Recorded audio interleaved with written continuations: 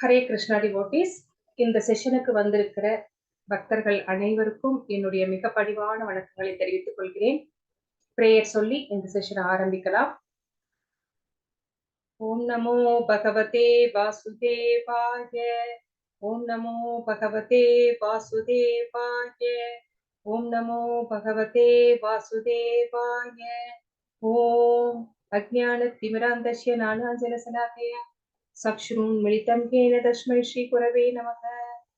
नमः ॐ विष्णुपादाय कृष्णप्रसाय भूतले श्रीमते भक्तिवेदान्त स्वामिनिधि नामिने।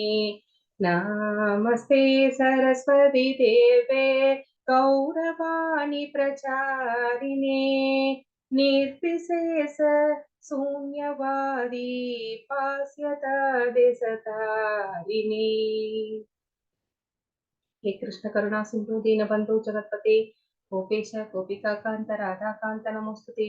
तप्त कांचन गौरंगी राधे वृंदावनेश्वरी वृषभानुसुते देवी प्रणमामि हरिप्रिये। जय श्री कृष्ण चैतन्य प्रभु नित्यानंद श्री अद्वैत गदाधर श्रीवासादि गौर भक्त वृंदा। हरे कृष्ण कृष्ण कृष्ण हरे हरे हरे राम राम राम हरे हरे हरे कृष्ण कृष्ण कृष्ण हरे हरे हरे राम राम हरे हरे हरे कृष्ण कृष्ण कृष्ण हरे हरे हरे राम राम हरे हरे। जगद्गुरु श्रील प्रभुपाद की जय। हरे कृष्ण डिवोटीज, स्क्रीन शेयर பண்றேன்.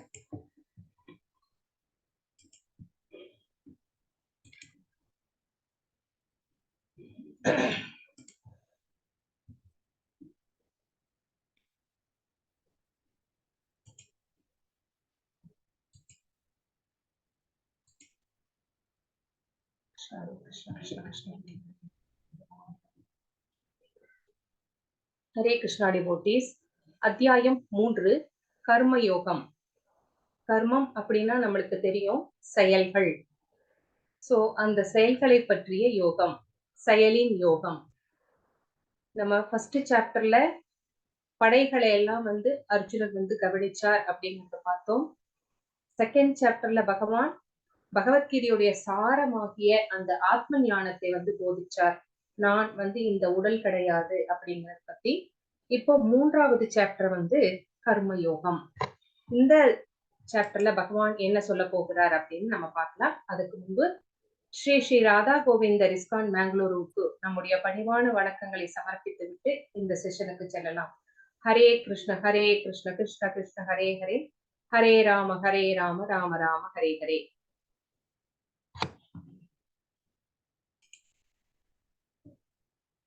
சோ இங்கே நான் உடல் இல்லை, அதாவது 11 ஸ்லோகங்கள் 30 வரைக்கும் நான் உடல் இல்லை, நம்ம ஆத்மா. சோ இந்த ஆத்மாவுக்கு அழிவுங்கிறதே கிடையாது. இந்த உடல் பஞ்சபூதங்களால் ஆனது, இதுதான் அழியும். அந்த ஆத்மா ஒவ்வொரு பிறவியிலும் வேறு வேறு உடல்களை பெற்று அது வாழ்ந்து கொண்டே இருக்கும், நித்தியமானது, நிரந்தரமானது அப்படிங்கறத நம்ம பார்த்தோம். 31 to 37 வர்சஸ்ல சொர்க்கம் அல்லது ராஜ்யம், அதாவது நீ போரிலே இறந்தால் நீ வீர ஸ்வர்க்கம் புகுவாய், இல்லைன்னா உனக்கு ஜெயிச்சுட்டேன்னா ராஜ்யம் கிடைக்கும். அப்புறம் எப்படி நீ உனக்கு இன்பமே இல்லைன்னு சொல்ற அர்ஜுனா அப்படின்னு கேட்டார் பகவான். அடுத்து போர் செய்வது பாவச் செயல். என்னுடைய குருமார்கள், என்னுடைய தாத்தாக்கள், என்னுடைய மாமாக்கள், சித்தப்பாக்கள், சகோதரர்களை எல்லாம் கொள்வதனாலே எனக்கு பாவம் சேரும் அப்படின்னு சொல்லும் போது பகவான் சொன்னார், அந்த செயல்கள் எல்லாம் எனக்கு சமர்ப்பித்து விடு. எனக்கு அர்ப்பணித்து செய்யும் போது அதனால் ஏற்படுகின்ற விளைவுகளுக்கு நீ பொறுப்பாக மாட்டாய். நீ உன்னையே கர்த்தாவாக எண்ணிக்கொள்ளாதே. நான் செய்கிறேன் அப்படின்னு நினைச்சுக்காத அப்படின்னு சொன்னார். அடுத்து குடும்ப பாரம்பரியம் அழிந்துவிடும். அப்போ போரிலே குடும்ப தலைவர்கள், வீட்டின் பெரியவர்கள் கொல்லப்படும் போது அந்த இளைஞர்களை வழிநடத்துவதற்கு யாரும் இருக்க மாட்டார்கள். பெண்களும் சுதந்திரம் மிகுந்தவர்களாகி வர்ணசங்கரா என்று சொல்லப்படுகின்ற தேவையற்ற சந்ததிகள் உருவாக நான் காரணமாக இருக்க மாட்டேன், அதனால நான் போர் செய்ய மாட்டேன் கிருஷ்ணா அப்படின்னு பகவான் கிட்ட சொல்றார். அப்புறம் அடுத்தது 241ல இருமனம். அவருக்கு வந்து என்ன டெசிஷன் எடுக்கிறது அப்படின்னு தெரியல. இன்டெசிஷன் அந்த ஸ்டேஜ்ல இருக்கிறார். அப்ப வந்து உறுதியுடன் எழுந்து போரிடு அப்படின்னு வந்து பகவான் வந்து சொல்றார். நீ சத்திரியன், சத்திரியனுடைய கடமை போரிடுதல். சோ அந்த கடமையிலிருந்து நீ தவறக்கூடாது அப்படின்னு சொல்றார். இப்போ இந்த அத்தியாயத்தினுடைய ரீகேப் என்ன அப்படின்னு பார்த்தோம்னா, துரத்தல் அல்லது செயல்படுதல், ஏகம்பத. ஏகம்பத அப்படிங்கிறது முக்கியமான சொல். ஏதாவது ஒன்றை சொல்லுங்கள் அப்படின்னு கேக்குறாரு. துரத்தல் சிறந்ததா? துரத்தல் அப்படின்னா என்ன நினைச்சிட்டு இருக்கிறாருன்னா, தப்பா புரிஞ்சுட்டு இருக்கிறார் அர்ஜுனர். செயல்களை எல்லாம் துறந்து விட வேண்டும், செயல்களே செய்யக்கூடாது, பேசாம போய் உட்கார்ந்து மரத்தடியில உட்கார்ந்து ஜபமாலையை வச்சுக்கிட்டு ஜபிச்சுட்டு உட்கார்ந்துருக்கணும் அப்படிங்கிற மாதிரி நினைச்சுக்கிட்டார். அததான் துரத்தல் அப்படின்னு நினைச்சுக்கிட்டார். அப்போ செயல் அப்படின்னா செயல்படுதல். சோ இதுல ரெண்டுல எதுவும் சிறந்தது அப்படின்னு கேட்கிறார் 2 ஸ்லோகத்துல 3.1 and 3.2ல. அடுத்தது வந்து நிஷ்காம கர்ம யோகம், ஞான யோகம். இத பத்தி 3வது வெர்சஸ்ல இருந்து 9வது வெர்சஸ் வரைக்கும் சொல்றாங்க. இதுல முக்கியமான வார்த்தை என்ன அப்படின்னா நியதம் குரு கர்ம அப்படிங்கிறது. அடுத்து கர்ம காண்டம்னா என்ன, கர்ம யோகானா என்ன அப்படின்னு வந்து இங்க சொல்லப்பட்டிருக்கிறது. 10லிருந்து 16 வரைக்கும். பிரவர்த்திதம் சக்கரம் அப்படிங்கிறது முக்கியமான வார்த்தை. எடுத்துக்காட்டாக வழிநடத்துங்கள். எத் எத் ஆசரதி சிரேஷ்டஸ் 17லிருந்து 35 வரைக்கும் இந்த ஸ்லோகங்கள்ல யார் வந்து பெரியவர்கள். பெரியவர்கள்னு நம்ம யார சொல்லுவோம்? இளைஞர்களை நல்ல வழி நடத்துபவர்களை. அவங்க வந்து நடந்து காமிப்பாங்க. அந்த நடத்தையை வச்சு மத்தவங்க எல்லாம் ஃபாலோ பண்ணுவாங்க. சோ அப்படிப்பட்டவர்கள் தான் வந்து பெரியவர்கள். நீ அந்த மாதிரி ஒரு எடுத்துக்காட்டாக இரு அர்ஜுனா அப்படின்னு வந்து சொல்றார். நமக்கு மிகப்பெரிய எதிரி யாரு அப்படின்னும் இந்த ஸ்லோகத்துல 36ல இருந்து 43 வரைக்கும் இக வைரினம். வைரி அப்படின்னாலும் எதிரி. சோ யார் நம்மளுக்கு எதிரி அப்படிங்கறதையும் பத்தி இதுல பேச போகிறார்.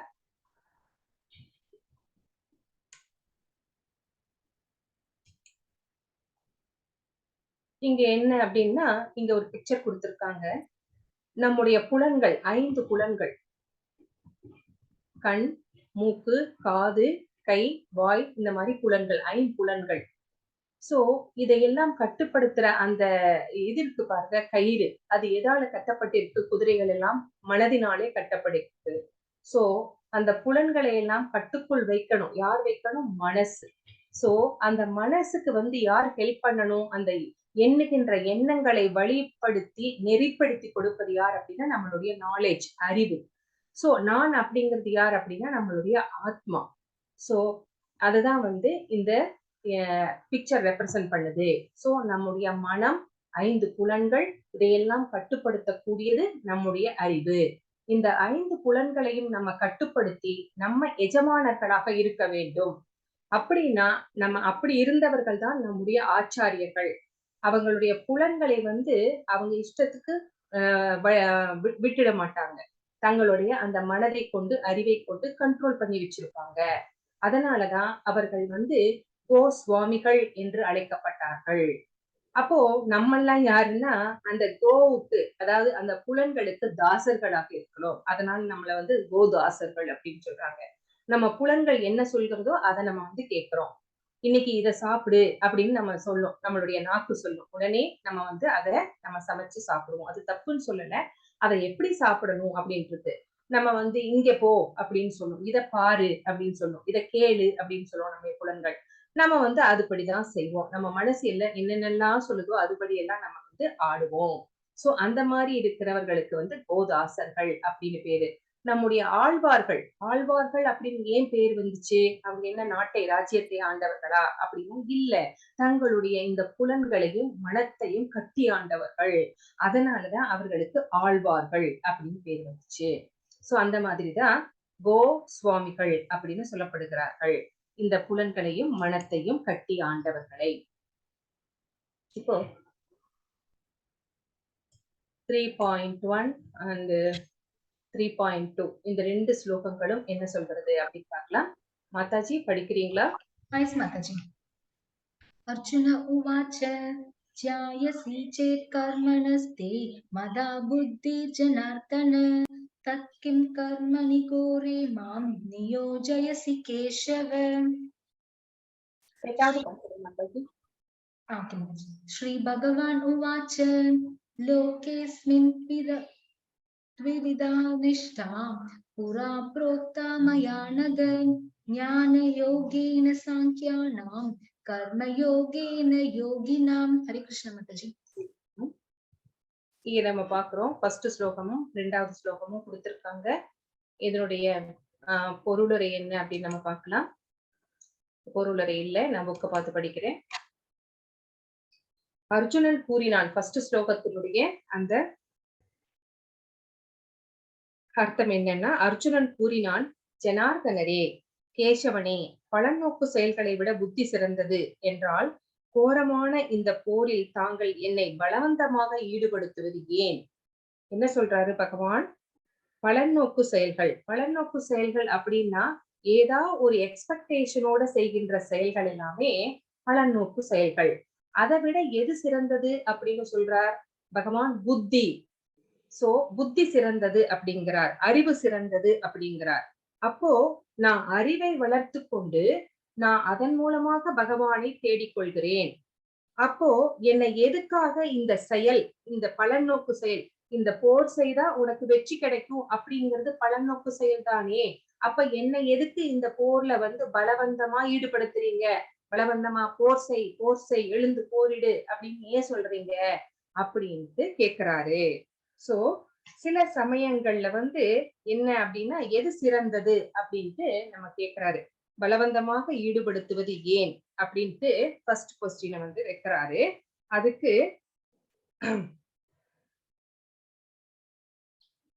இன்னும் அவருடைய கொஸ்டின் முடியல. ரெண்டாவது ஸ்லோகத்திலையும் அவரேதான் கொஸ்டின் பண்றாரு. தன்னுடைய சந்தேகத்தை கேட்கிறாரு. இரண்டு வழிகளை ஒன்று போல கூறும் உமது அறிவுரைகளால் எனது புத்தி பேதலிக்கிறது. துரத்தல் சிறந்ததா, செயல் சிறந்ததா? ரெண்டுமே எனக்கு ஒண்ணு மாதிரியே தெரியுதே. எனக்கு மிகவும் நன்மையானது எது? சோ ஏகம்பதா, எது சிறந்தது? Which is the best one அப்படின்னு கேக்குறாரு. எனக்கு எது சிறந்தது அப்படின்னு கேக்குறாரு. சோ இங்க என்ன நினைச்சுக்கிட்டார்? துரத்தல் சிறந்ததா, செயல்படுதல் சிறந்ததா? ரெண்டும் ஒரே மாதிரி இருக்கே. துரத்தல் அப்படின்னா என்ன நினைச்சிட்டு இருக்கிறாரு அர்ஜுனர்? எந்த செயல்களும் செய்யாம நம்ம போய் காட்டுல உட்கார்ந்து தவம் பண்றது, ஜபம் பண்றது, அது அப்படின்னு நினைச்சிட்டாரு. ஆனா ஆக்சுவலா துரத்தல் அப்படிங்கிறது நம்மளுடைய பிரிஸ்கிரைப்டு டியூட்டிஸ கண்டிப்பா பெர்ஃபெக்டா செஞ்சுட்டே இருக்கணும். ஆனா கிருஷ்ண உணர்வோட செய்யணும்.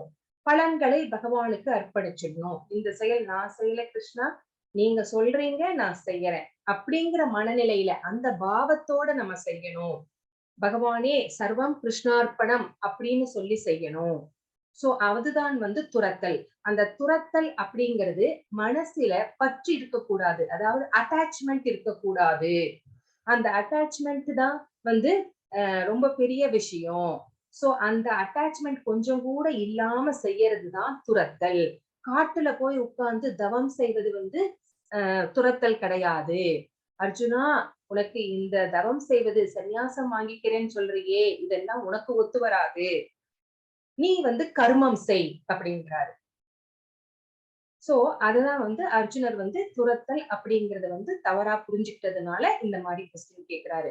அப்போ செயல்படுதல் தான் சிறந்தது அப்படிங்கறதுதான் முடிவுக்கு வந்திருக்கிறோம். சோ இந்த ரெண்டாவது ஸ்லோகத்துல இரண்டு வழிகளும் ஒரே மாதிரி எனக்கு தெரியுது. அப்போ இதுல which is the best one அப்படின்னு இங்க கேக்குறாரு. எனக்கு எது சிறந்தது எனக்கு அப்படின்னு இந்த இடத்துல கொஸ்டினை வச்சிருக்கிறார். இதுக்கு நம்ம ஒரு கதை சொன்னோம்னா நீங்க ஈஸியா புரிஞ்சுக்குவீங்க. கர்மம் அப்படிங்கிறது வேற, கர்ம யோகம் அப்படிங்கிறது வேற. கர்மம் அப்படிங்கிறது நமக்காக சுயநலத்தோட நம்ம எல்லாமே செஞ்சுக்கிறோம். அது கர்மம்.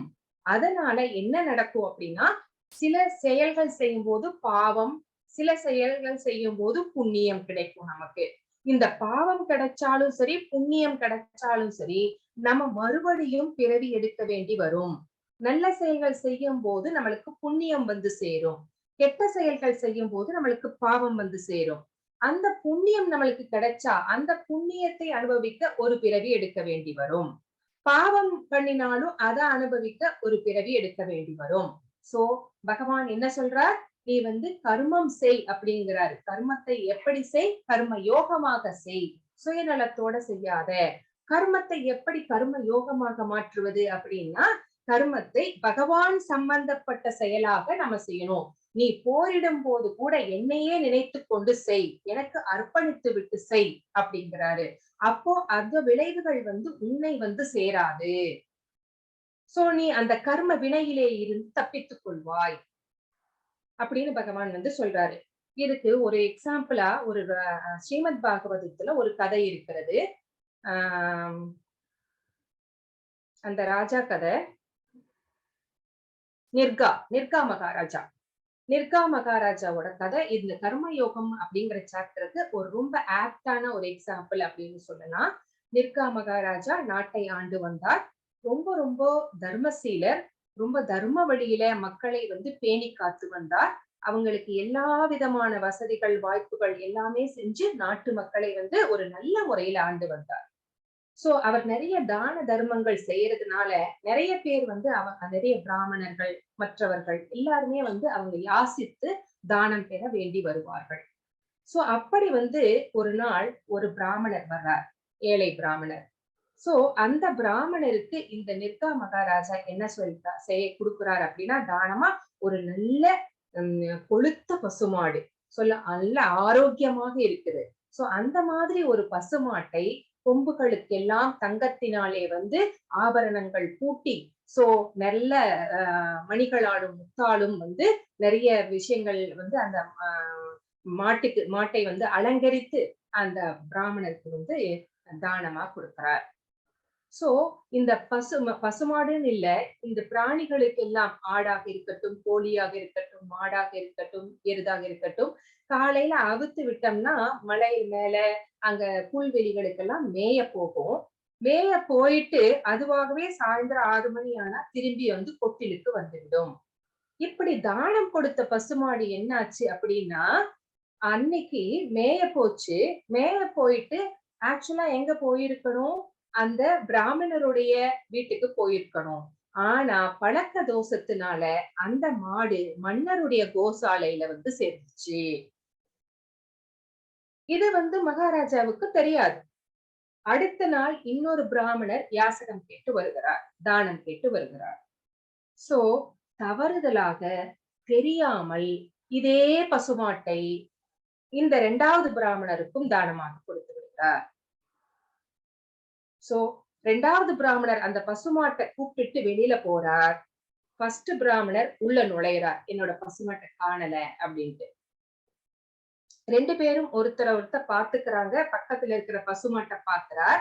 ஃபர்ஸ்ட் பிராமணர், இது எனக்கு தானம் கொடுத்த பசுமாடாச்சே, உனக்கு எப்படி வந்தது?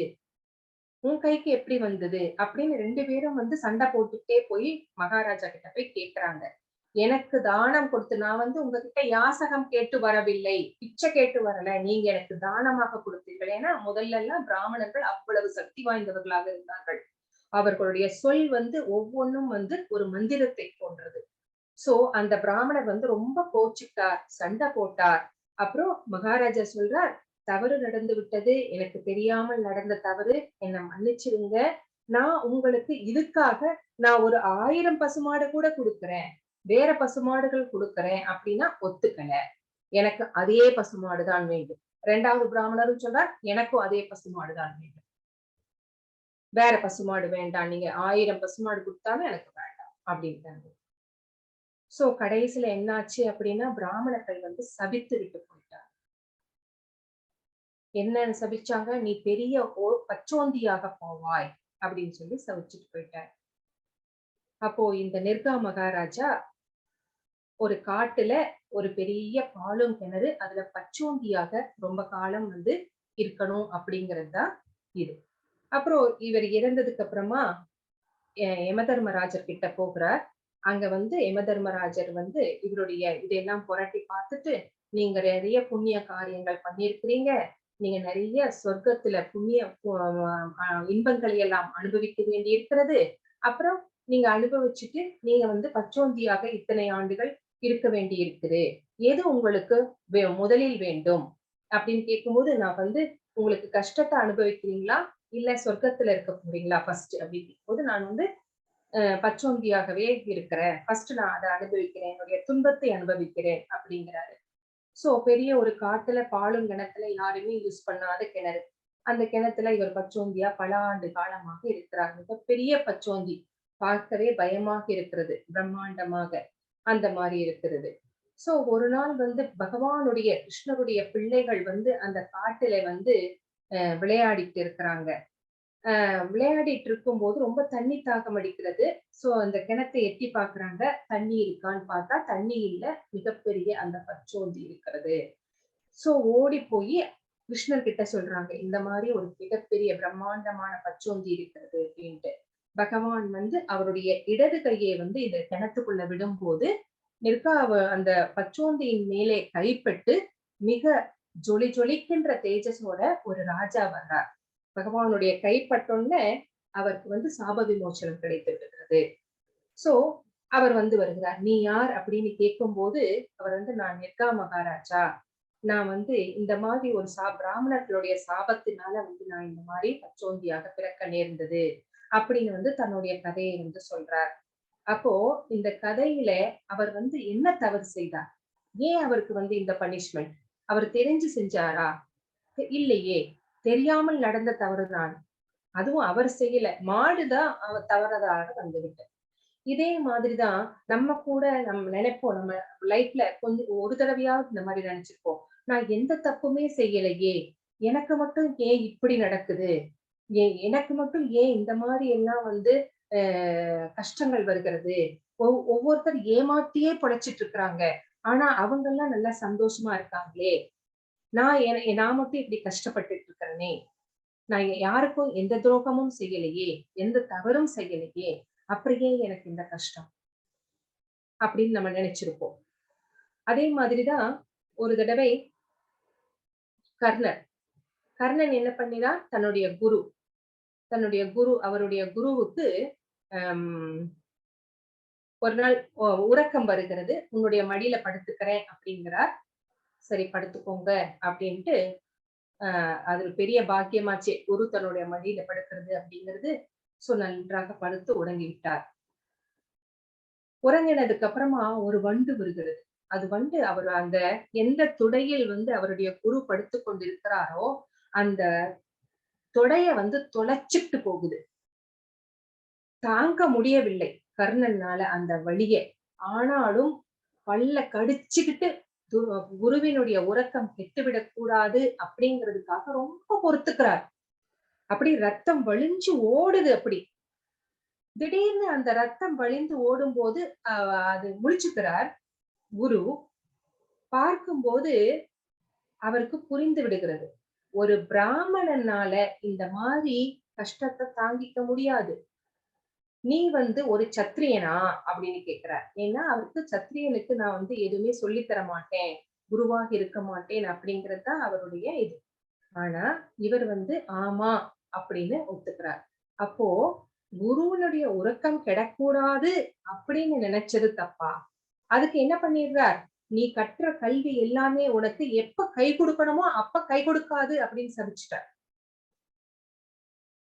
அந்த குருச்சேத்திர போர்க்களத்துல அப்படித்தானே நடந்துச்சு. எப்ப வந்து அந்த துரியோதனனுக்கு அது கிடைக்கணுமோ அந்த இது வந்து மறந்து போயிடுச்சு. அந்த விஷயங்கள். தான் கற்ற வித்தைகள் எல்லாமே. சோ இது எதனால? தப்பே நடக்கலையே. அவர் தவறுதலாக எதுவும் செய்யலையே. ஆனாலும் தண்டனை அனுபவித்தார். அப்போ இந்த கர்மம் அப்படிங்கிறத வந்து அது ரொம்ப இடியாப்ப சிக்கல் மிகுந்தது. நம்ம என்னைக்கோ எப்பவோ பண்ணுனத நம்ம வந்து அனுபவித்தே ஆக வேண்டும். அந்த கர்ம வினையிலிருந்து ஒருவராலும் தப்பவே முடியாது. அதுதான் வந்து இந்த நிர்கா மகாராஜாவுடைய கதை. இவருடைய கர்ணனுடைய கதை. இதிலிருந்தெல்லாம் வந்து நம்ம தெரிஞ்சுக்கிறோம். சோ அதுக்கு விடை நம்ம அப்ப என்ன பண்ணணும்? கர்மத்தை வந்து எப்படி கர்ம யோகமா மாத்தணும் அப்படிங்கிறது தான் இந்த 3rd சாப்டர்ல சொல்லப்பட்டிருக்கிற விஷயங்கள்.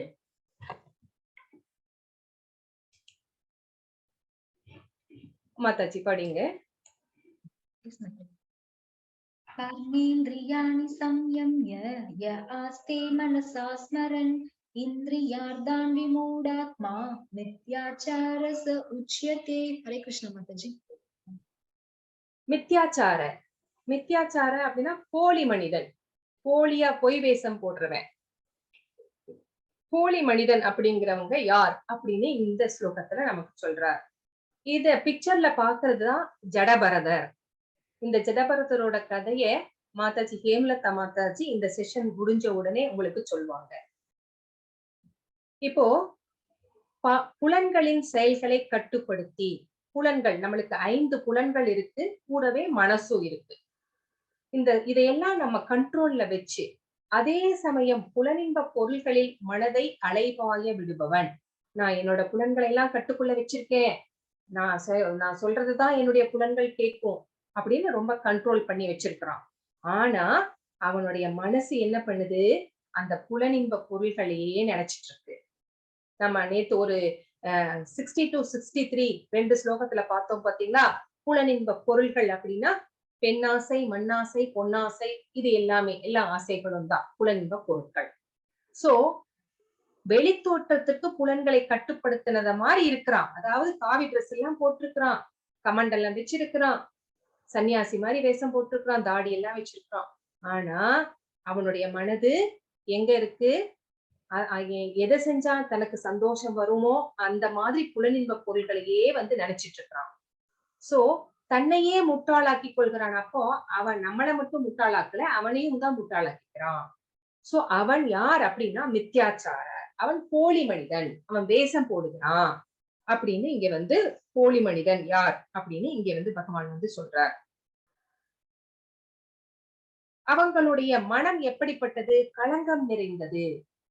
சோ அது கண்டாமினேஷனா இருக்கிறதுனால அவர்களுடைய ஞானத்தினாலே யாருக்கும் எந்த பலனும் வெளியே போவது கிடையாது. இதுதான் வந்து ஒரு போலி மனிதன் என்பவன் யார், அவருடைய ஞானம் யாருக்கும் உதவாது அப்படிங்கிறத இங்க வந்து பகவான் வந்து நம்மளுக்கு சொல்லியிருக்கார்.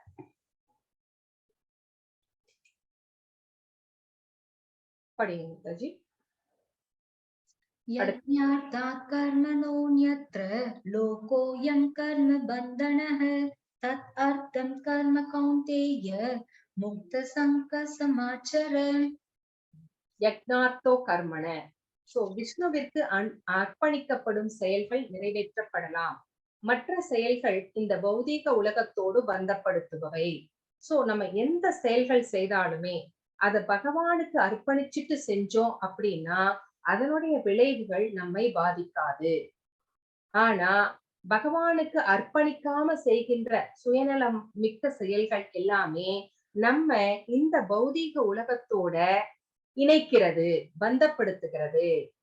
அதனால குந்தியின் மகனே, உனக்கு விதிக்கப்பட்ட கடமைகளை அவரது திருப்திக்காக செய். சோ உன்னோட பிரிஸ்கிரைப்டு டியூட்டிஸ செய். உனக்கு நீ ஒரு சத்திரியனா இருந்தா உன்னுடைய டியூட்டி என்னமோ அதை செய்.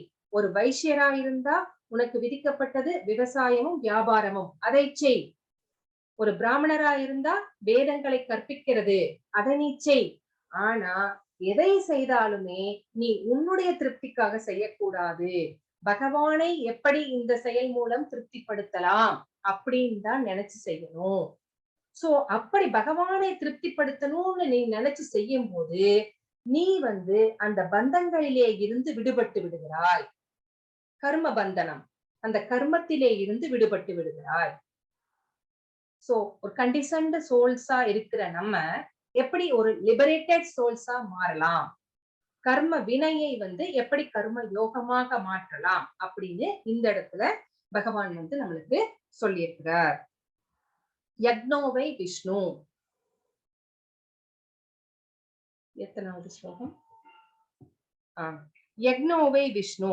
சோ எந்த யக்னங்கள் நடந்தாலுமே அந்த யக்னங்களுடைய அந்த யக்னங்கள் எதுக்கு செய்வாங்க அப்படின்னா விஷ்ணுவை திருப்திப்படுத்துவதற்காகத்தான். சோ யக்னோவை விஷ்ணு, விஷ்ணுவே யக்னம், யக்னமே விஷ்ணு. அதுதான் வந்து பக்தி தொண்டு.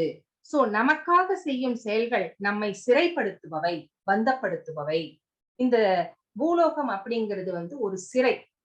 இந்த சிறையிலே இருந்து எப்படி தப்பிச்சுட்டு போகணும் அப்படின்னு தான் நம்ம நினைக்கணுமே ஒழிய, இப்போ 2 நாய். ஒரு நாய் வந்து தங்கச் சங்கிலியால கட்டி போட்டிருக்காங்க. இன்னொரு நாய வந்து இரும்பு சங்கிலியால கட்டி போட்டிருக்காங்க.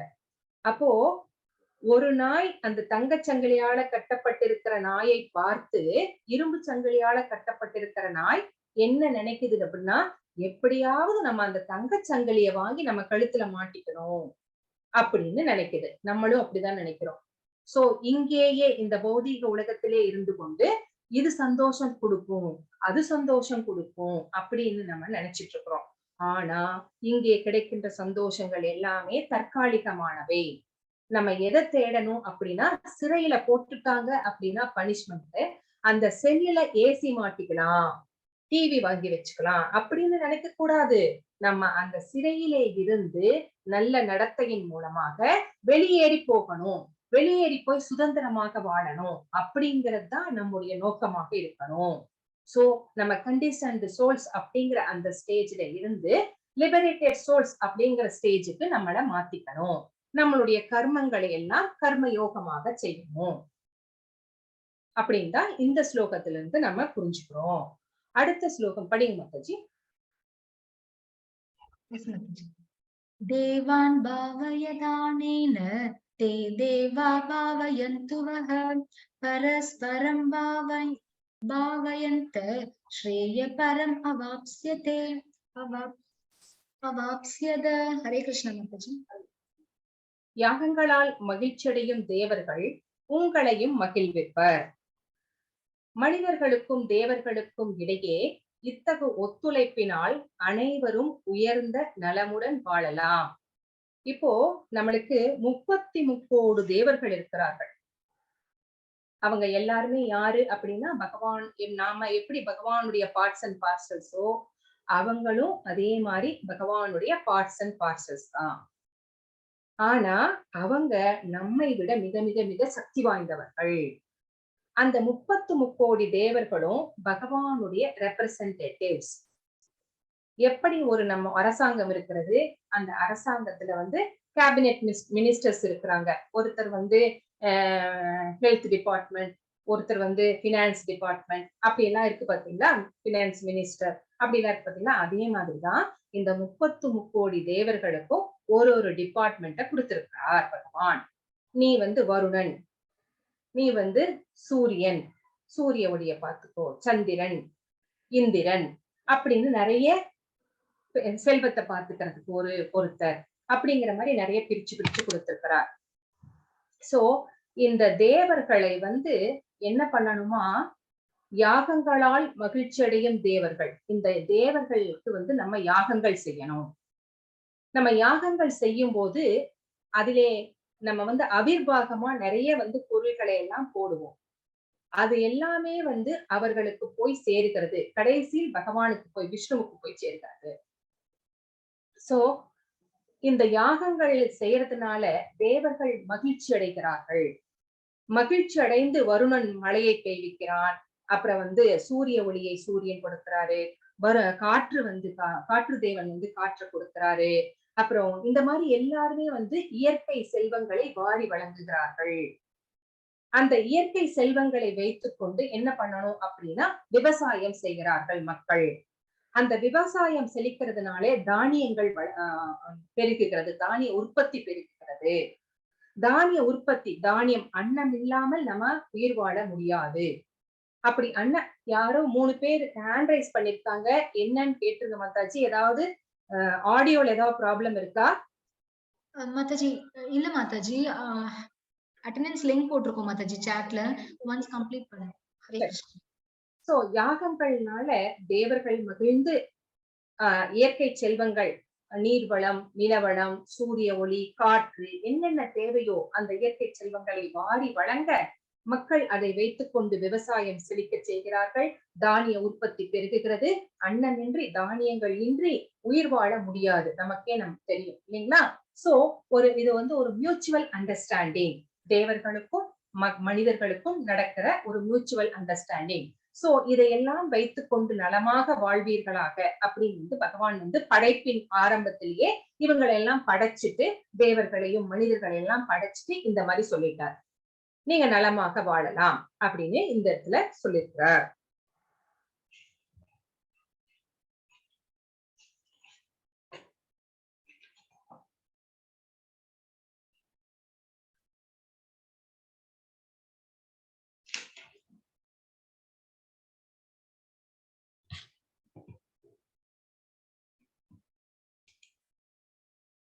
பாருங்க, வேதங்கள் என்ன சொல்கிறது? அவங்களுடைய இந்த யாக சக்கரம்னு சொல்லலாம். நம்ம இந்த பார்த்தோம் இல்லையா ஸ்லோகத்துல இந்த யாக சக்கரம். சோ பகவான் வந்து பிரம்மதேவனுக்கு வேதங்களை போதிக்கிறார்.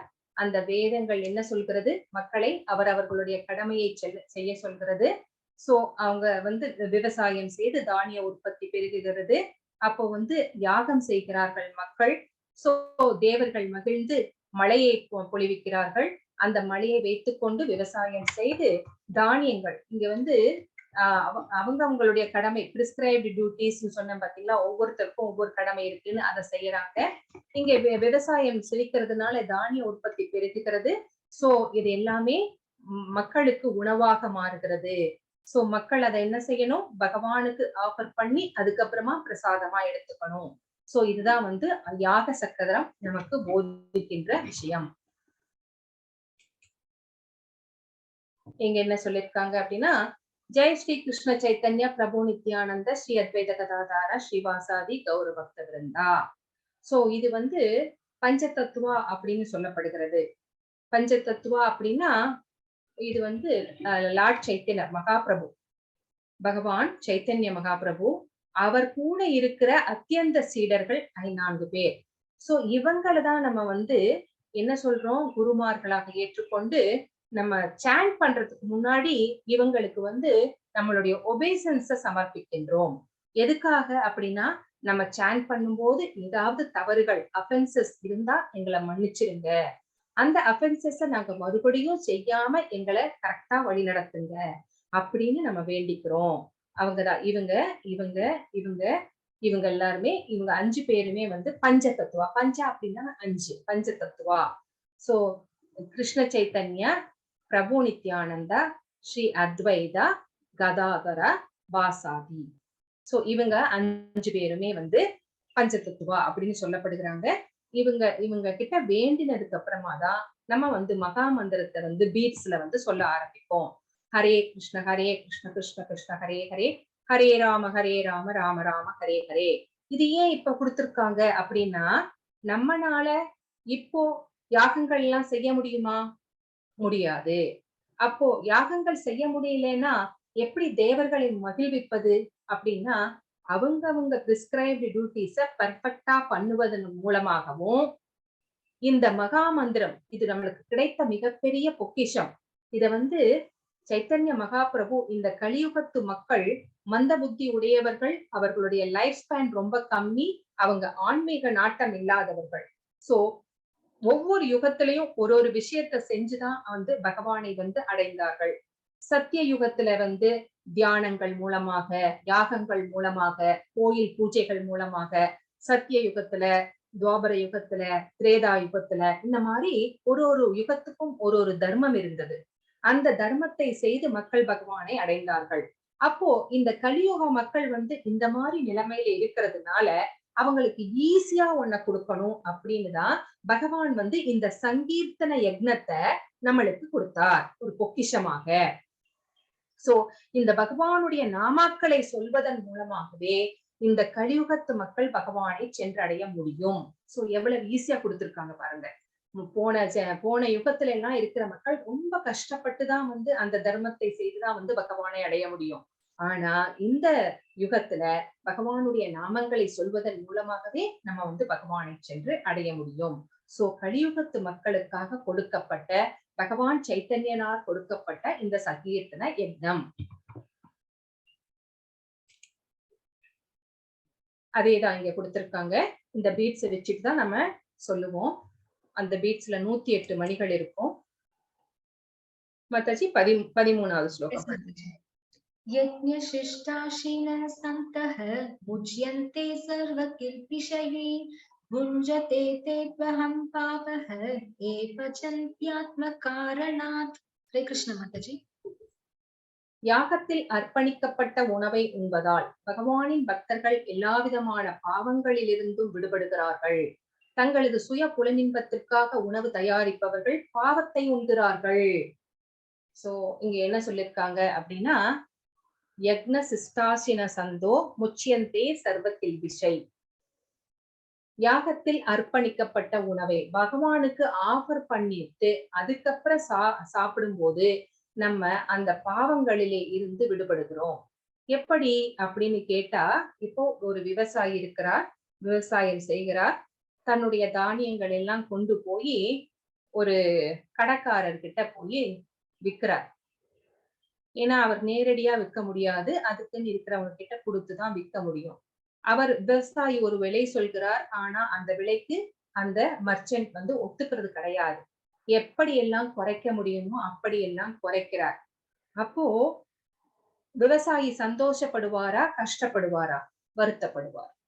அப்போ அவருடைய வருத்தம் அப்படிங்கிற அந்த உணர்வு அந்த தானியத்திலே பதிகிறது. இப்போ அத வாங்கிட்டு இருக்கிற அந்த மர்ச்சன்ட் என்ன பண்றார்? அதுல கலப்படம் எல்லாம் செய்கிறார். அந்த மாதிரி இருக்கும்போது அந்த அவருடைய பாவ எண்ணங்கள், அந்த மர்ச்சன்டோட பாவ எண்ணங்கள் மறுபடியும் அந்த தானியத்திலே படிகிறது. இம்பாக்ட், எல்லாத்தோட இம்பாக்டும் அந்த தானியத்திலே வந்து சேர்க்கிறது. சோ இப்ப அந்த தானியம் நம்ம வீட்டுக்கு வந்திருக்கு. அந்த தானியத்தை வச்சு நம்ம என்ன பண்றோம்? சமைக்கிறோம். சமைச்சிட்டு நம்ம இஷ்டத்துக்கு சமைச்சு நம்ம சாப்பிட்டோம்னா அது வந்து பாவத்தை தான் சாப்பிடுறோம். அந்த அரிசியை வச்சு உளுந்த வச்சு நம்ம இட்லி தயார் பண்ணி சாப்பிடும்போது நம்ம 2 இட்லி பாவம், ஒரு சட்னி பாவம், அததான் சாப்பிடுறோம். இட்லியும் சட்னியும் சாப்பிடல. அந்த அந்த இம்பாக்ட் நமக்கும் இருக்கும். சோ எப்படின்னா நம்ம வந்து அம்மா சமைத்த உணவு, மனைவி சமைத்த உணவு, இத சாப்பிடும்போது நம்மளுக்கு அவ்வளவு திருப்தி இருக்கிறது. நம்ம என்னதான் ஹோட்டல்ல ரெஸ்டாரண்ட்ல போய் சாப்பிட்டா கூட அம்மா கையில ஒரு ரசம் சாதம், அப்பளம் சாப்பிடும்போது ஏற்படுகின்ற அந்த உணர்வு நம்ம ஹோட்டல்ல விதவிதமா ஆர்டர் பண்ணி சாப்பிடும்போது நம்மளுக்கு கிடைக்கிறது இல்ல. ஏன் அப்படின்னா, மனைவியானவள் தன்னுடைய குழந்தை வந்துரும், சாயந்தரம் பசியோட வருவான், அவனுக்கு இது பிடிக்கும் அப்படின்னு அன்பையும் சேர்த்து சமைக்கிறாள். சோ வேலையிலிருந்து வருகின்ற கணவன் பசியாறணும், அவருக்கு இது பிடிக்கும் அப்படின்னு அன்போட சமைக்கிறார். அந்த அன்பு, அதனுடைய இம்பாக்ட் அந்த உணவுல இருக்கு. அதனாலதான் அவங்க கையால சாப்பிடும்போது நம்மளுக்கு ரொம்ப திருப்தியா இருக்கு, ரொம்ப பிடிச்சிருக்கு. இது ஹோட்டல் ஃபுட்ல நமக்கு கிடைக்கிறது இல்ல. சோ அந்த இம்பாக்ட் இருக்கிறதுனால அந்த பாவங்கள் எல்லாம் அந்த தானியத்திலே படிந்திருக்கிறதுனால நம்ம என்ன பண்ணணும் அப்படின்னா, பகவானுக்கு சமைச்சு சுத்தமாக நம்ம கிச்சன்லயே நல்ல விதமா சுத்தமா சமைச்சு அத பகவானுக்கு முன்னாடி அவரோட பிளேட்ல ஒவ்வொரு கப்ல எல்லாம் போட்டு ஒரு துளசி இலைய வச்சு அவருக்கு ஆஃபர் பண்ணிட்டு ஒரு டம்ளர்ல தண்ணி, அதுல ஒரு துளசி எல்லாமே வச்சு பத்திரம், புஷ்பம், பழம், தோயம் சொல்லியிருக்கிறார் பார்த்தீங்களா பகவான். பின்னாடி வரப்போற சாப்டர்ல பார்ப்போம். சோ ஒரு இலையோ, ஒரு பூவோ, ஒரு கனியோ, தண்ணியோ அன்போடையும் பக்தியோடையும் யார் கொடுக்குறாங்களோ அதை நான் ஏத்துக்கிறேன் அப்படிங்கிறார் பகவான். சோ அன்போட அதை படைச்சிட்டு அதுக்கப்புறமா நம்ம வந்து பிரசாதமா எடுத்துக்கும் போது அவர் வந்து சாப்பிடுறது கிடையாது. நம்ம வைக்கிறதெல்லாம் அப்படியே எடுத்துக்கிறாரா, சாப்பிடுறாரா? இல்ல, அவர் வந்து கண்டு அருளுகிறார். அவர் பார்க்கிறார். அவருடைய பார்வை பட்ட உடனேயே அதுல இருக்கிற பாவங்கள் எல்லாம் விலகுகிறது. இப்போ சாதாரணமா உணவு வச்சோம், அது இப்போ பிரசாதமா மாறிடுச்சு. மாயாப்பூர்ல போனீங்கன்னா கேன்டீன் இருக்கு. அங்க கேன்டீன்ல மகா பிரசாதம். சோ கேன்டீன்ல தயாரிக்கிற உணவுகளை கூட பகவானுக்கு அர்ப்பணிச்சுட்டு தான் நம்மளுக்கே கொடுப்பாங்க. மகா பிரசாதம்னு போட்டிருப்பாங்க.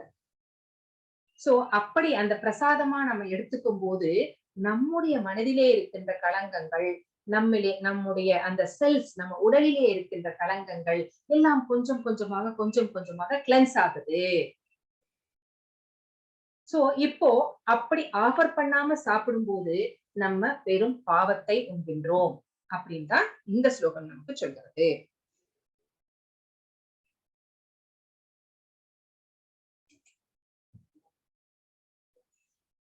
இப்போ இங்க எது உயர்ந்தது? ஆன்மீக தலம், அறிவுசார் தலம், மனம் தலம், புலன்கள் தலம். சோ இது எல்லாமே நம்மளுக்கு இருக்கு. உடல் தலம், இந்த உடலை வச்சுட்டுதான் நம்ம எந்த செயல்களும் செய்யணும். இந்த உடலுக்கு எது ஹெல்ப் பண்ணுது? புலன்கள், அதாவது கைகள், கால்கள். நம்ம ஒரு கோயிலுக்கு போகணும்னா கால், நமக்கு ஏதாவது செயல்கள் சமைக்கணும் அப்படின்னா கைகள், சோ நம்மளுடைய கண்கள், எல்லா புலன்களும் நம்மளுக்கு ஹெல்ப் பண்ணுது. நம்ம மனசுல நினைக்கிறத வந்து அது நம்ம உடலுக்கு ஹெல்ப் பண்றது யாரு அப்படின்னா புலன்கள். அப்போ உடலை விட உயர்ந்தது புலன்கள் தனம். அப்போ புலன்களை வழிநடத்துவது யார் அப்படின்னா மனசு. அப்போ புலன்களை விட மனம் உயர்ந்தது. இப்போ நம்ம என்னவா இருந்தாலும் சரி, நம்ம ஆசைகளை எல்லாம் நிறைவேற்றணும் அப்படின்னா இவங்க எல்லாருமே சேர்த்துதான் நம்மளுக்கு ஹெல்ப் பண்றாங்க. சோ இந்த மனதை விட உயர்ந்தது எது? அறிவு. அறிவுதான் இது சரி, இது தப்பு, இது செய்யலாம், இது செய்யக்கூடாது அப்படிங்கிற விஷயத்தை எல்லாம் நமக்கு போதிக்கிறது. அப்போ அது அறிவு நம்மளுக்கு என்ன சொல்லி தரணும்? நம்ம இந்த பௌதீக வாழ்க்கையை விட ஆன்மீகம் தான் உயர்ந்தது அப்படிங்கிறது சொல்லி தரணும். அப்ப எல்லாத்ததையும் விட மிக உயர்ந்த தலம் எது அப்படின்னா ஆன்மீக தலம் தான் உயர்ந்தது.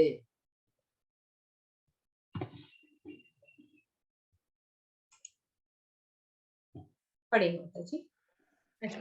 अन्नात् भवन्ति भूतानि पर्जन्यात् अन्न संभवः यज्ञात् भवति पर्जन्यः यज्ञकर्म समुद्भवः. हरे कृष्ण माताजी. மழையால் தோற்றுவிக்கப்படும் தானியங்களால் எல்லா ஜீவன்களின் உடல்களும் வாழ்கின்றன. யாகத்தால் மழையும், விதிக்கப்பட்ட கடமையால் யாகமும் உண்டாகின்றன. நம்ம பார்த்தோம் இல்லைங்களா அந்த சைக்கிள். சோ மழை பெய்யறதுனால தானிய உற்பத்தி பெருகுது. அப்போ அந்த தானியம் எல்லா ஜீவன்களுக்கும் உணவாகிறது. அப்போ யாகத்தினால என்ன கிடைச்சது? மழை கிடைச்சது, நம்ம யாகம் செய்தனால. அப்போ விதிக்கப்பட்ட கடமைகள், அவங்களுடைய பிரிஸ்கிரைப்டு டியூட்டிஸ பெர்ஃபெக்ட்டா பண்றதுனாலயே அது ஒரு யாகமாக மாறுகிறது. ஏன்னா இப்ப நம்ம யாகம், யக்னம் எல்லாம் செய்ய முடியாது. அதுக்கு ரொம்ப பொருட்செலவு ஜாஸ்தி ஆகும். அப்போ நம்மளுக்கு என்ன யாகம்? நம்ம செய்யறது என்னன்னா நம்மளுடைய கடமையை சரிவர பெர்ஃபெக்ட்டா செய்யறதும், நாம ஜபம் பண்றதும் தான் நம்ம செய்கின்ற யாகம். சோ நம்ம விதிக்கப்பட்ட கடமையினால யாகம் உண்டாக்கப்படுகின்றது அப்படிங்கிறது இங்க சொல்லப்பட்டிருக்கிறது.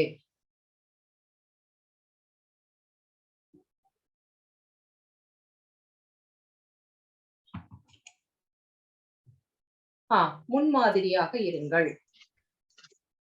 படிங்க மாதாஜி.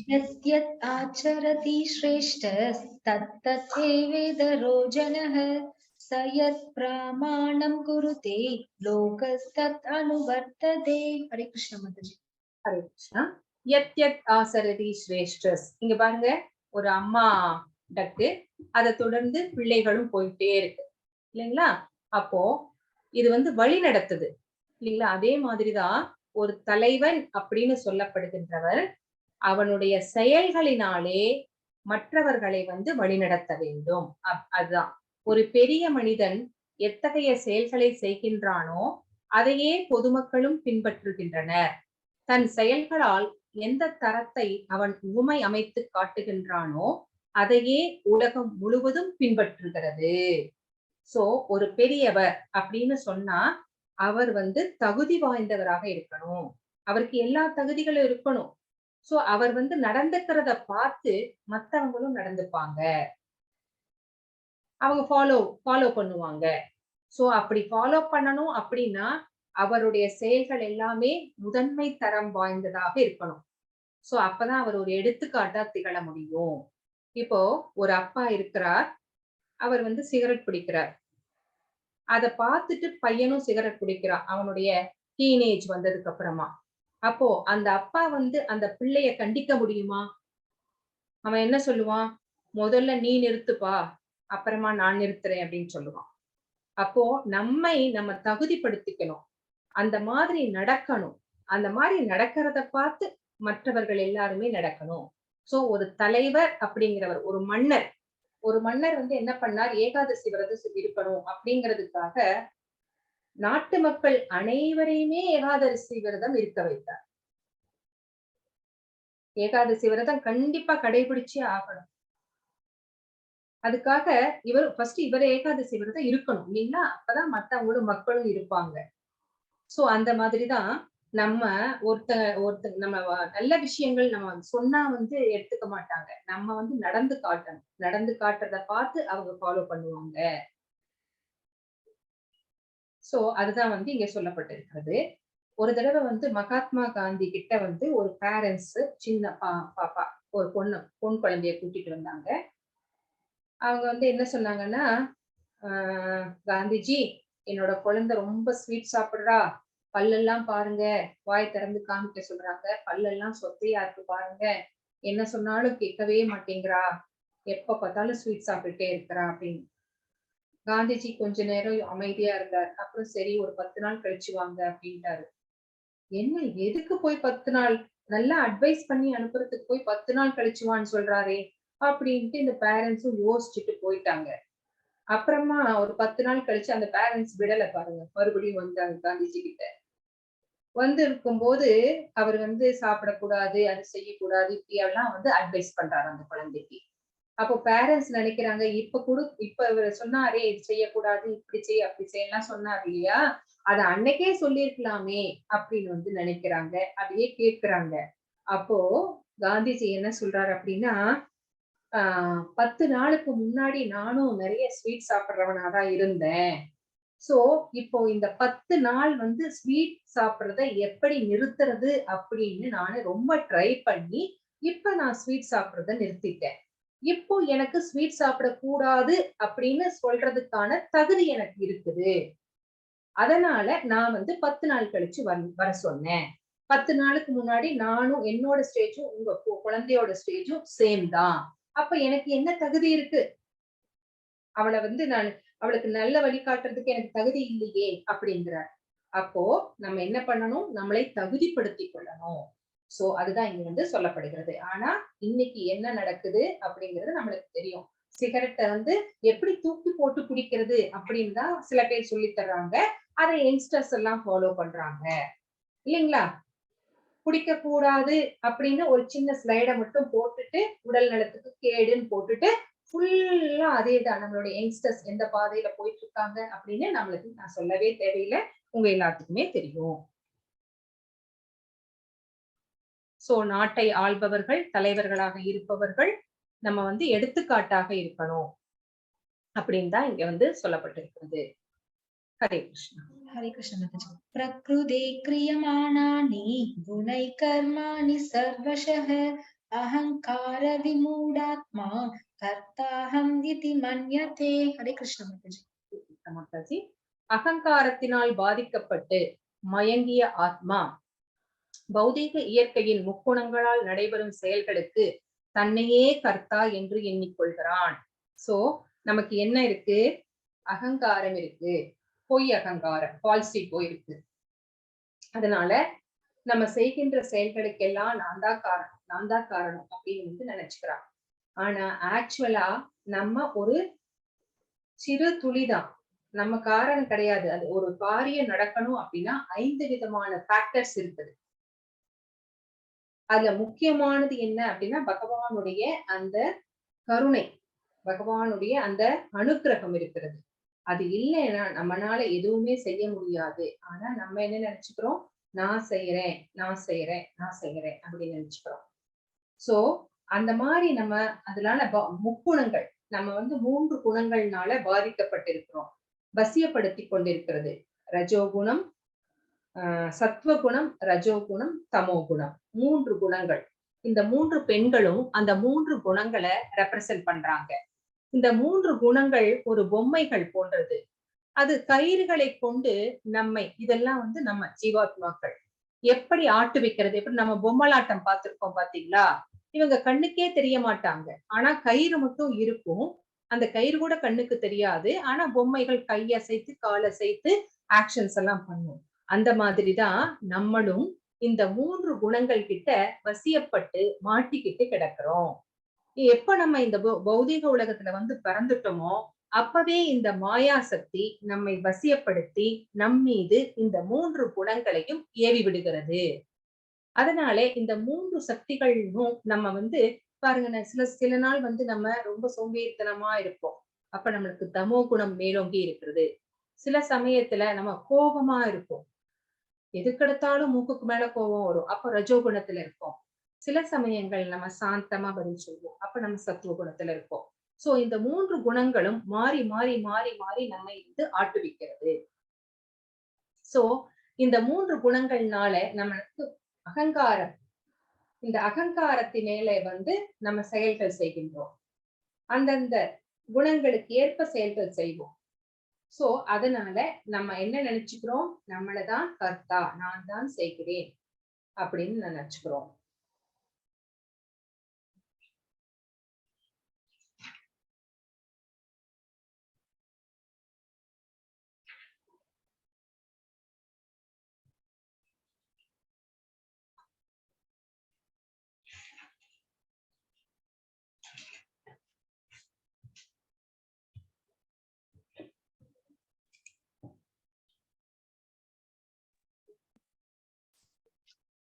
இப்போ யார் வந்து இகவைரினம், யார் நம்முடைய எதிரி, அதுக்குதான் இப்ப வந்து பகவான் வந்து பதில் சொல்ல போறார். மாதாஜி இந்த ஸ்லோகம் படிங்க. Yes, Mataji. Hare Krishna. Shri Bhagavan Uvacha Kama Esha Krodha Eshah Najo Guna Samudbhavah Mahashano Mahapapma Vidyenam Iha Vairinam. Hare Krishna, Mataji. மிக வைரினம்.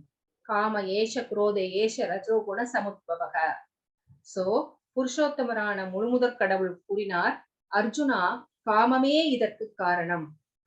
ரஜோகுணத்தில் உற்பத்தியாகி பின்னர் கோபமாக உருவெடுக்கும் இவ்வுலகின் எல்லாவற்றையும் அழிக்கும் பாவகரமான விரோதியாகும். சோ நம்மளுக்கு இப்ப தெரிஞ்சிருச்சு யார் நம்முடைய எதிரி. காமம், காமம்னா ஆசைன்னு சொல்லலாம். நம்முடைய ஆசைகளே நமக்கு எதிரி. சோ இது எங்கிருந்து உற்பத்தி ஆகுறது, எந்த இடம் அப்படின்னு பாத்தீங்கன்னா நம்முடைய ரஜோகுணம். நம்ம கிட்ட 3 குணங்கள் இருக்கிறது. அந்த ரஜோகுணம் வந்து நமக்கு ஆசையை தூண்டுகிறது. இன்னும் இன்னும் இன்னும் அப்படிங்கிற ஆசையை வந்து தூண்டுகிறது. ஆசையை பேராசையாக மாற்றுகிறது. அது கிடைக்காதப்போ என்ன ஆகுது, நம்மளுக்கு கோபம் வருகிறது. இங்க பாருங்க, ஒரு பிக்சர் பார்த்திருக்கிறோம். ராவணன், ஸ்ரீராமபிரான். இவன் எதுக்காக ஆசைப்பட்டா, பிறன்மனை நோக்கினான் இல்லைங்களா? சீதா பிராட்டியின் மேல ஆசைப்பட்டார். தப்புதானே பிறன்மனை நோக்குதல். சோ அப்போ அந்த ஆசை அது வந்து கிடைக்காதப்போ என்னவாச்சு, கோபமா மாறிச்சு. அப்போ 2 பேத்துக்கும் போர் நடந்தது. அப்போ போர்ல என்னாச்சு, அழிவுதான் அழிவு. இலங்கையே வந்து அழிக்கப்பட்டது. சோ இந்த வம்சமே அழிக்கப்பட்டு விட்டது இல்லைங்களா?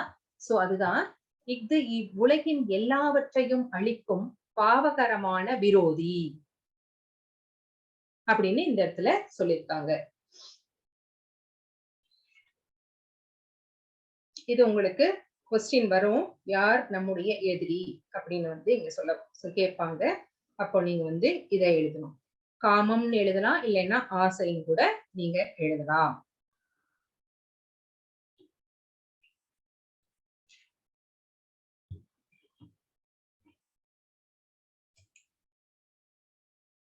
படிங்க மாதாஜி. 36 and 38.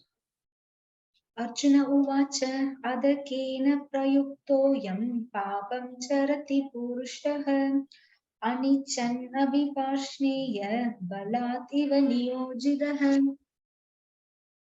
அர்ஜுனன் கூறினான், விருஷ்ணி குலத்தவரே. பகவானுடைய குலம் என்னது, விருஷ்ணி குலம் அப்படின்னு சொல்லப்படுகிறது. பாண்டவர்களுடைய கௌரவர்களுடைய குலம் என்னது, உங்க யாருக்காவது ஞாபகம் இருக்கா?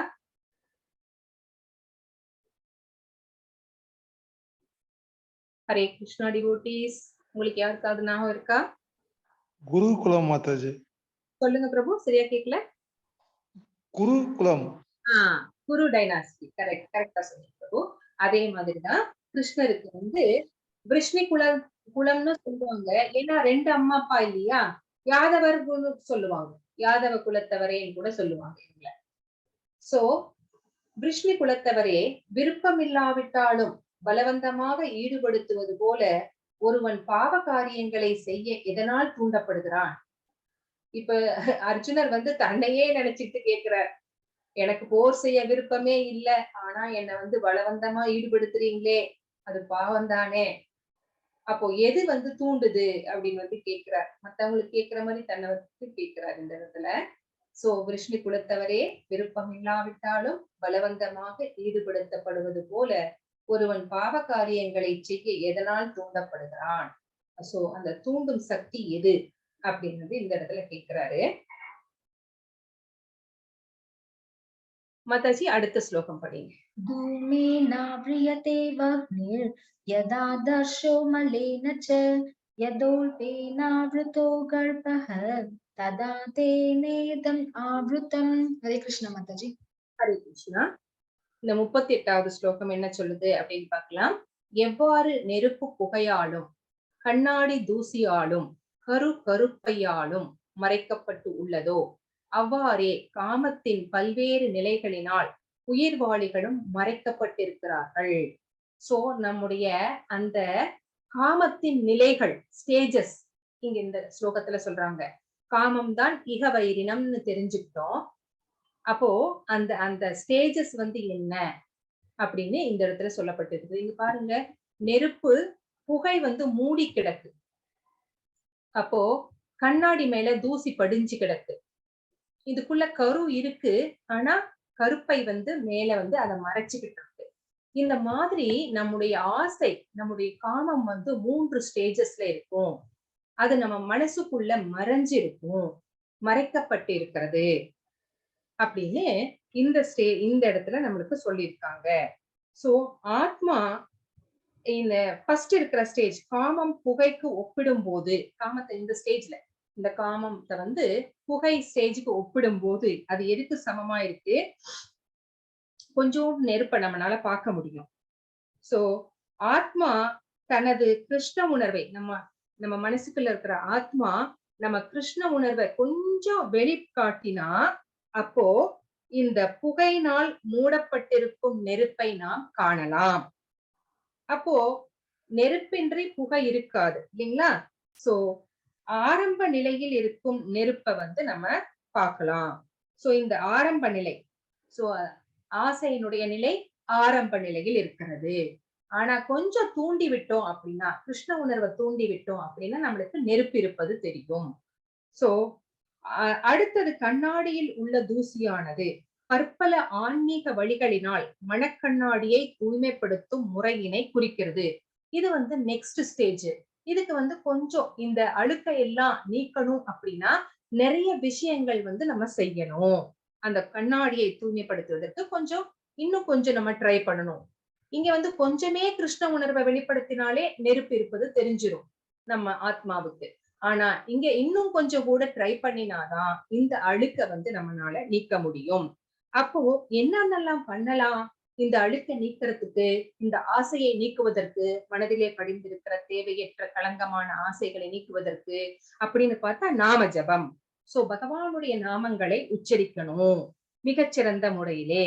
அடுத்தது வந்து கருப்பையிலே இருக்கின்ற குழந்தை.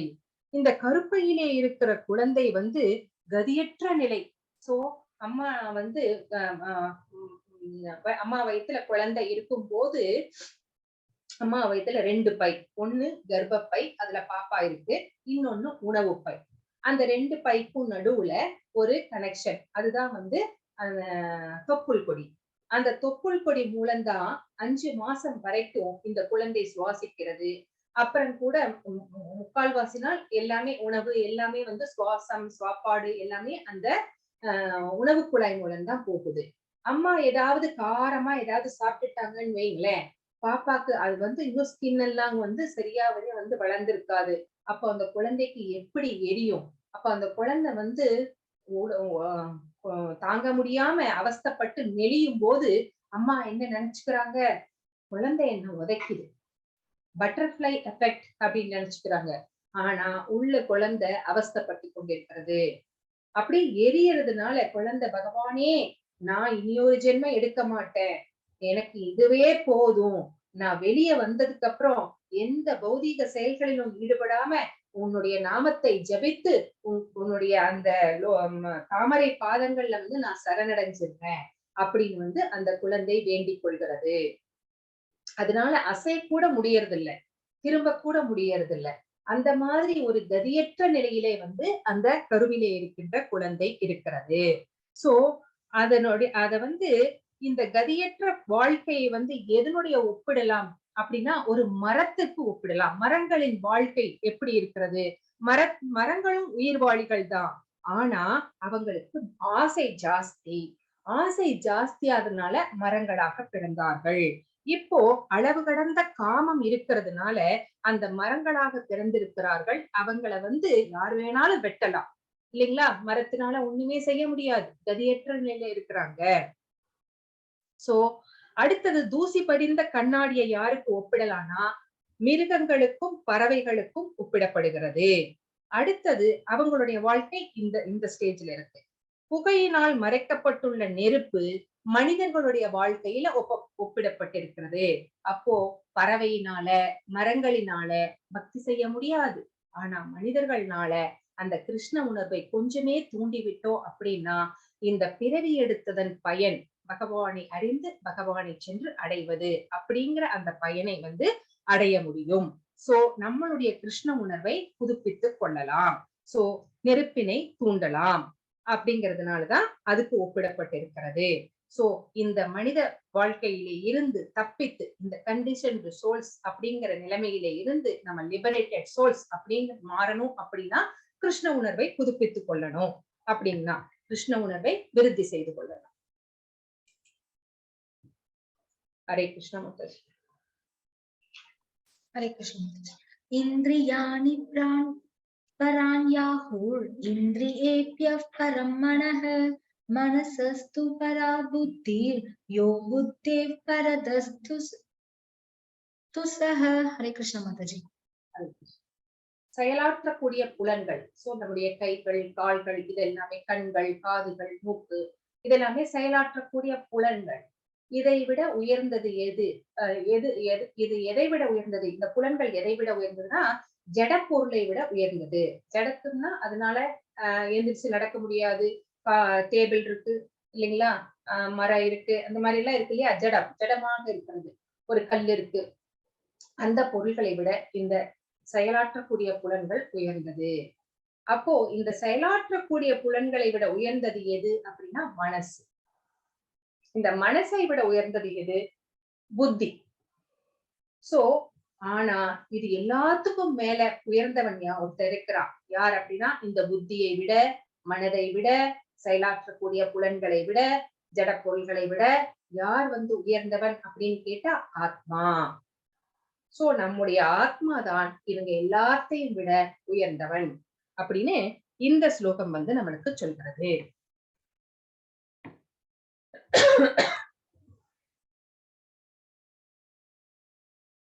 சோ நம்ம இது ஒரு சின்ன சாப்டர். நம்ம இன்னைக்கு இந்த கர்ம யோகத்துல நம்ம இதெல்லாம் பார்த்திருக்கோம். மறுபடியும் இந்த ரீகேப் என்னன்னு பார்த்திடலாம். துரத்தல் அல்லது செயல் எது சிறந்தது அப்படின்னு கேட்டார். துரத்தல் அப்படின்னா செயல்கள் எதுவும் செய்யாமல் இருப்பது அப்படின்னு தப்பா புரிஞ்சுக்கிட்டார். அப்போ எது சிறந்தது, எது முக்கியமானது, எது எனக்கு which is the best one ஏகம்பதான்னு கேட்டார். அடுத்தது நிஷ்காம கர்மயோகம், ஞான யோகம், இதெல்லாம் என்ன அப்படின்னு கேட்டா இது யோகங்கள், கர்ம யோகங்கள் தான். நிஷ்காம கர்ம யோகம் அப்படிங்கிறது ஞான யோகத்தை விட சிறந்தது. அப்போ நிஷ்காம கர்ம யோகம்னா என்ன அப்படின்னா, ஆச்சாரியர்கள் இருக்கிறார்கள். பரமாச்சாரியர் காஞ்சி மகா பெரியவர் இருக்கிறார், ராமானுஜாச்சாரியார் இருக்கிறார், மத்வாச்சாரியார் இருக்கிறார், ஸ்ரீல பிரபுபாதர் இருக்கிறாங்க. இவங்க எல்லாருமே தனக்காக அப்படின்னு ஒரு நாளும் அவர்கள் எண்ணியது கிடையாது. லோக சேமத்திற்காகவே வாழ்ந்தவர்கள். சோ தனக்குன்னு எதையுமே எடுத்து வச்சுக்க மாட்டாங்க. புண்ணிய பலன்களையும் சேர்த்து வைத்துக் கொள்ள மாட்டார்கள். எதுனாலும் சரி அது மக்களுக்கானது, லோகத்திற்கானது அப்படின்னு அந்த நினைப்போட அவங்க எல்லாமே செய்வாங்க. சோ அகில உலகத்தின் நன்மைக்காக அப்படி அவங்க செய்யற கர்மங்கள் தான் நிஷ்காம கர்மம். இப்போ ஞான யோகம் அப்படிங்கிறது நிஷ்காம கர்ம யோகத்தை விட ஒரு படி கீழே. ஞான யோகம் அப்படின்னா யோகிகள் பகவானை ஞானத்தை விருத்தி செய்து கொள்வதன் மூலமாக பகவானை அடைய முயற்சி செய்கிறார்கள். அதுதான் வந்து ஞான யோகம். அடுத்தது கர்ம காண்டம். கர்ம காண்டம் அப்படின்னா நம்ம பலநோக்கு செயல்கள் செய்கின்றோம். அதாவது நம்ம இல்லறவாசிகள் எல்லாருமே கர்ம காண்டம் தான் செய்கிறோம். எப்படி அப்படின்னா நம்ம பலநோக்கு செயல்கள், அதாவது ஒரு எக்ஸ்பெக்டேஷனோட, ஒரு கோயிலுக்கே போறோம்னு வச்சுக்கோங்க, நம்ம என்ன சொல்வோம், என்னோட கஷ்டங்கள் எல்லாம் தீரணும், என்னோட பிள்ளைக்கு வந்து விசா கிடைச்சிருச்சுன்னா பிள்ளையாரப்பா உனக்கு 108 தேங்காய் உடைக்கிறேன், புடவை சாத்துறேன், இந்த மாதிரி நிறைய விஷயங்கள். இதை செஞ்சா நான் இதை செய்யறேன், இதை செஞ்சா நான் இதை செய்யறேன், நான் எனக்கு ஆண் பிள்ளை வேணும், அழகான மனைவி வேணும், எனக்கு நல்ல ஒரு வில்லா வேணும், இந்த மாதிரி இதுக்கு நான் இது பண்றேன் அது பண்றேன். ஏன்னா வேதத்துல 90% சொல்லப்பட்டிருக்கிறதும் கர்ம காண்டம் தான். ஏன்னா அப்படியாவது இதையெல்லாம் செஞ்சு கடைசியில பக்திக்கு வரட்டும் அப்படிங்கிறதுக்காக 90% இதைதான் சொல்லியிருப்பாங்க. அந்த கர்ம காண்டம் அது வந்து எப்படி நம்ம செய்யறோம், நம்மளுக்கு என்ன குணம் இருக்கும் அப்போ அப்படின்னா ரஜோகுணம் ஜாஸ்தியா இருக்கும், ஆசை. அடுத்தது வந்து என்னன்னா கர்ம யோகம். கர்ம யோகம் அப்படின்னா எதை செய்தாலுமே பகவானை சம்பந்தப்படுத்தியே செய்வது. ஏன் வந்து நிர்கா மகாராஜா வந்து கஷ்டப்பட்டார், ஏன் அவருக்கு வந்து அந்த மாதிரி சபிக்கப்பட்டு ஓந்தாக மாறினார் அப்படின்னா அவர் வந்து செய்கின்ற செயல்கள் எல்லாமே புண்ணிய பலனை தேடி கொடுத்தது. அவர் பகவானுக்கு அர்ப்பணிச்சு எதையும் செய்யல, நான் செய்யறேன்னு நினைச்சு செஞ்சார், அதனாலே கஷ்டப்பட்டார். இதுவே சர்வம் கிருஷ்ணார்ப்பணம் அப்படின்னு சொல்லி நம்ம செய்கின்ற செயல்கள் எல்லாம் செஞ்சிருந்தோம் அப்படின்னா அது பகவானுக்கு சமர்ப்பிக்கப்பட்டு செய்த செயல்களாயிடும். நான் செய்யறேன் அப்படிங்கிற எண்ணம் நமக்கு இருக்கக்கூடாது, எல்லாமே பகவானுடைய சொத்து. நம்ம கொஞ்ச காலம் இங்க தங்கிட்டு போக வந்திருக்கோம். எப்படி நம்ம யாத்திரா போனோம் அப்படின்னா கொஞ்ச நாள் ரூம் எடுத்து தங்குவோம், ஒரு 2 நாள் 3 நாள், அப்புறம் கிளம்பி நம்ம வீட்டுக்கு வந்துருவோம். அதே மாதிரிதான் இது ஒரு தற்காலிகமான பயணம். மனித பிறவி எடுத்து இந்த பூமிக்கு வந்திருக்கோம், கொஞ்ச நாள் இருப்போம், அப்புறம் போயிடும். எல்லாமே பகவானுக்கு தான் சொத்து. இன்னைக்கு நம்மளோட சொத்தா இருக்கு, நாளைக்கு வேற யாருக்கோ. நம்ம இந்த உடலை விட்டுட்டோம் அப்படின்னா அது நம்மளுக்கு எதுவுமே வராது, நம்ம கூட எதுவும் வரப்போறது கிடையாது. சோ அதனால நம்ம செய்கின்றதை எல்லாமே பகவானுக்கு சமர்ப்பிச்சுட்டு, பகவான் கொடுத்தது பகவான் கொடுத்தது, என்னோடது இல்ல.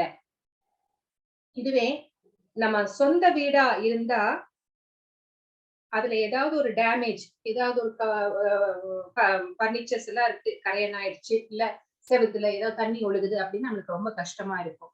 இதே வந்து ரெண்டட் ஹவுஸா இருந்தா நம்மளுக்கு அந்த கஷ்டம் இருக்குமா? யாருக்கு ரொம்ப கஷ்டமா இருக்கும்? யாருக்கு அந்த வீடு சொந்தமோ அவங்களுக்கு தான் கஷ்டம் ஜாஸ்தி இல்லைங்களா? அப்போ நம்ம இங்க வந்து எப்படி இருக்கணும், ரெண்டட் ஹவுஸ்ல இருக்கிற மாதிரி நினைச்சிட்டு இருக்கணும். நம்ம சொந்த வீட்லயே இருந்தா கூட பகவானே இது உன்னுடைய சொத்து,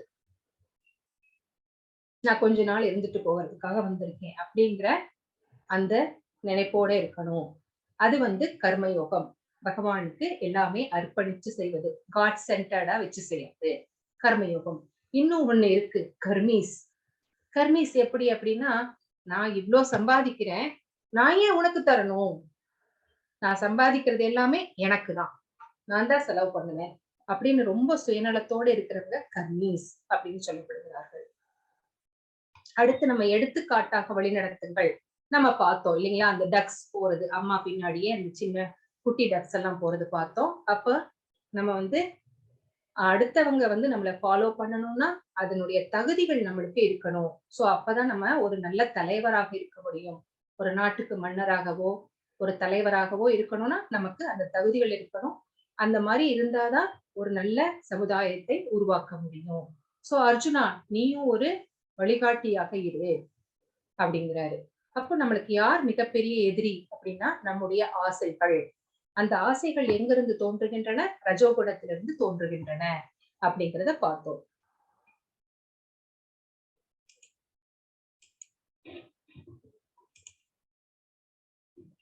சோ இதோட 3rd சாப்டர் வந்து முடிகிறது. இந்த சாப்டர் சம்பந்தமா உங்களுக்கு ஏதாவது டவுட்ஸ் இருந்தா நீங்க கேட்கலாம். மாதாஜி ரெக்கார்டிங்